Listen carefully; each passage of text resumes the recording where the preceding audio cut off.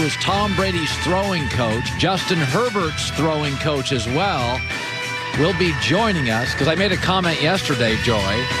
Would you stop telling me Brady's such a terrible athlete? He got drafted in high school by a major league team. He got a scholarship to Michigan, and I watched him over the last 2 weekends. He's throwing ropes all over the field. He's not as good right now as Mahomes. He doesn't throw the ball that Aaron Rodgers does, but I'm tired of hearing what a terrible athlete is, so his throwing coach will be on in an hour. But the media, who I don't like to bang on because then people get confused if they shouldn't listen to the media. And there is some media that you should listen to. Right. But, can we stop calling for the end of Tom Brady? I said this like 5 years ago. Like, Tom Brady will let us know when he's done. He'll let us know when he's finished. I don't think we're going to have to call that one. Yeah. And here he is in the Super Bowl again. Here we go. Zipping it all over the field. But I want to talk about Aaron Rodgers. 12 quarterbacks have lost so far in the playoffs. One has turned it into a soap opera. Stories today.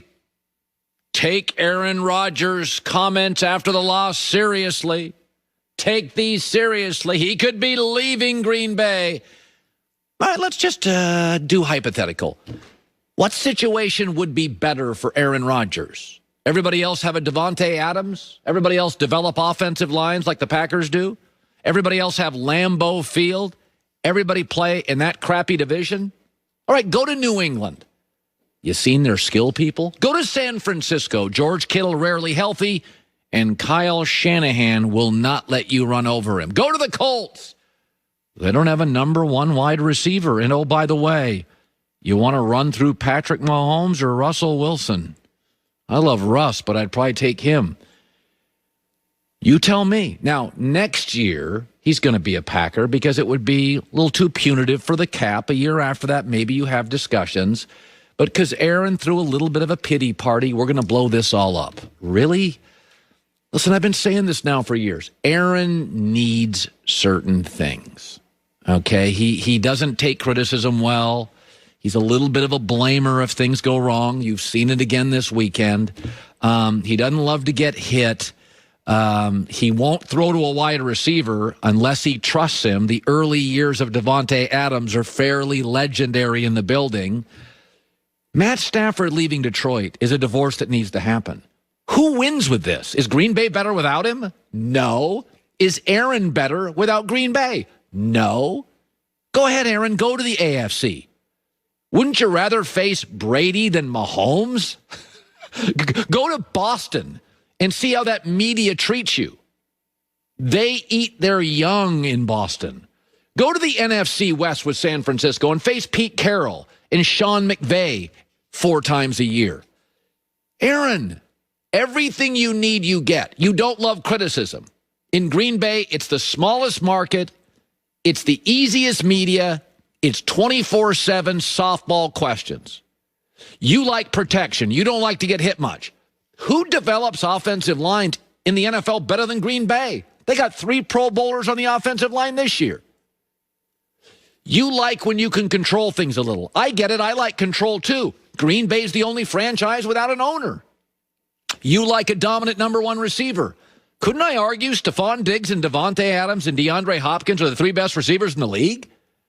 Everything you want, you are granted. Power. A young coach you have a say in. Offensive line help. The only thing you're going to lose next year is Aaron Jones, a very good running back, but you'll have 2 good ones behind him, and the reality is he's expensive, and go in the draft and get it. It's a very good roster.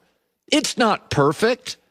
Yeah, this isn't the NBA. 3 and 4 stars just don't join up. It's not baseball with no salary cap where the Yankees can just buy out their problems. You got Lambeau, a good offensive line, Davante Adams, no owner, a soft media. Come on, man, where's it going to be better? Here's what happened. You got Brady'd. Mahomes has already been Brady'd. Peyton Manning's been a career getting Brady'd. Big Ben's been Brady'd. Drew Brees 2 weeks ago got Brady'd. You got Brady'd. It hurts. It stinks. Go see a therapist. I've done it before. It's great. You get through these bad weekends. But I mean, come on. I mean, after the game, Aaron's going. And I know everybody thinks I pick on Aaron, but Aaron, where is it better? This is why guys get stupid divorces. They get divorced and they're, oh, grass is greener. And you're like, no, she's pretty good. She's pretty smart. I don't know what you're doing. Where are you going to go that's better than Green Bay? Softball questions, Lambeau advantage, bad division, good O-line, Devontae Adams. And despite what everybody says this morning about Matt LaFleur, 26-6, pretty darn good young coach. But here was Aaron after the loss. A lot of guys' futures that are, uncertain, myself included. That's what's sad about it most. There's a lot of unknowns going into this offseason now. And I'm going to have to take some time away for sure and clear my head and just kind of see what's going on with everything. But it's pretty tough right now. Yes, it stinks. Here's the problem. The Tom Brady-Aaron Rodgers rivalry was always abstract because they never played. It was abstract. Well, this guy's better, that guy's better. Oh, it was abstract until this year when Tom crushed you once and then went to Lambeau and beat you again. It is no longer abstract. You in your prime lost to Brady twice at 43. And it's no longer abstract. It hurts. It's right there. But hey, join the club. 2 weeks ago, Breeze got Brady'd. You got Brady'd twice. Manning got Brady'd. Big Ben got Brady'd. If Montana and him had played, he'd get Brady'd. Some guys get LeBron'd. You get Brady'd. It happens. You can't find a more perfect spot. An easy media, great fans, lousy division, star receiver. Hey, you bought a house in Malibu about a year ago. I read about it on the internet. Go hang out, go surf, meditate, stay put. Green Bay is good for you. You're good for Green Bay. Aaron Rodgers didn't sound too confident about the future of the Packers after he fell to 1-4 in NFC Championship games on Sunday. And now reports are circulating that he wants more money to stay in Green Bay. Packers legend Brett Favre is trying to pump the brakes on any discontent, saying there's frustration on Aaron's side right now, but there's, quote, no way that Green Bay would lose Rodgers. And this morning, Packers CEO Mark Murphy said, quote, we're not idiots. Aaron Rodgers will be back. So, Shannon, how does this play out? Well, it sounds like you're an idiot. You drafted a quarterback in the first round, so why would you do that? If you were so certain Aaron Rodgers was what you said he is, and how adamant you are, and how decisive you are in your praise, right currently, why would you ever take a quarterback in the first round and trade up to do so if you feel this way? Because Mark Murphy knows Aaron Rodgers now has the leverage back again, Skip, and he's going to hold their feet to the fire. What are you? And the Players Club, St. Louis comes into the building, Skip. He says, do something to make me feel better. Packers, you're going to have to do something to make this man feel better. What you going to do? You need to get me somebody that I feel. I'm not necessarily saying, Skip, it's a wide receiver. I'm not necessarily saying it's this or that. But you better get somebody that's going to be able to come in and contribute. Because you took a guy that had no bearing on our season. And I'm not getting any younger. So you're trying to add stuff for the future. My future is right now. And so he's like, okay, what y'all gonna do? Now, this surprised me. He got this year, next year. This upcoming season, 2021 and 2022, on his resume, on the books for them. So I'm surprised that this is a play about money.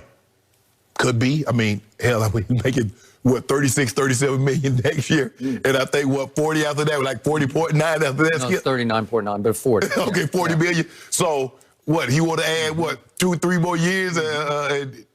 So, Skip, look, he's upset. He's frustrated, Skip. I mean, it was set up for you, Skip. I mean, you had the perfect birthday. I mean, it was sunny. The weather forecast was projected to be 85 and sunny. And then all of a sudden, a pop-up thunderstorm came and it washed you out. And that pop-up storm was the Tampa Bay Buccaneers. And it washed your perfectly good season.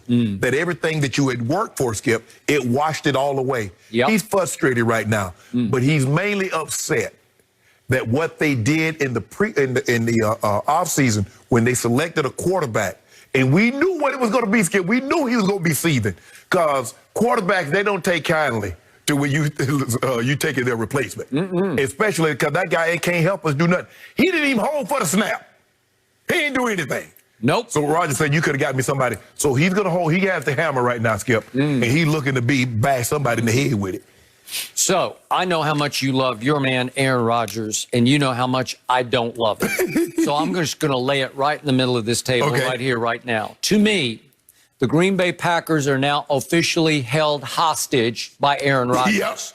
Because all he did to counteract Jordan Love was go out and be the runaway MVP. And yet all he did in yet another championship game was let them down.